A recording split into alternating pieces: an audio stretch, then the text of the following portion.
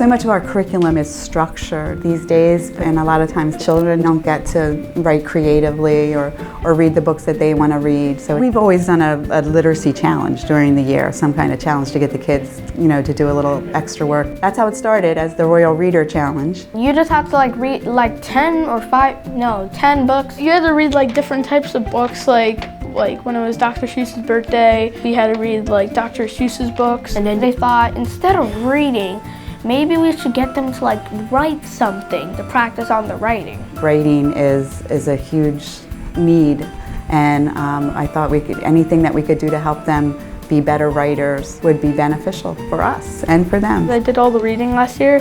I just took the challenge to do writing. I chose to get involved with it because I could use my own imagination for something finally. You just have to create something and then write it down and then share with other people. Sometimes write recipes, poems, stories, and different kinds of things. Every month we send a letter in our Wednesday folder. This is an example of our March Royal Writer.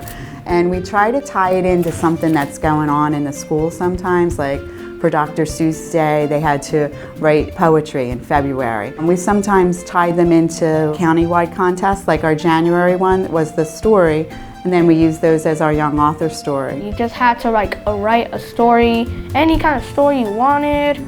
And I think mine was good. March was our Heritage Month, so 4th and 5th graders had to write an essay, and we were hoping that would help them write essays on the PSSA when they got to that. Usually I don't know how to write paragraphs, and most of these are paragraphs like this. You had to write 5 or 3 paragraphs, and helped me write more paragraphs. 1st, 2nd, and 3rd graders had to write a recipe from their heritage, and we have collected all these great recipes from these different cultures, which is great for us. We are naming our library after Kate Doyeski. It was an old librarian here before, and she always used to make silver letters. She would have the kids write postcards to the staff. You have to write a letter about the staff, to the staff, and how good they are, and thank them and stuff. And they look like this. So every teacher and staff member got at least one silver package in our mailboxes, and some of them were really moving. There's a lot of tears. Taking challenges are sometimes hard and not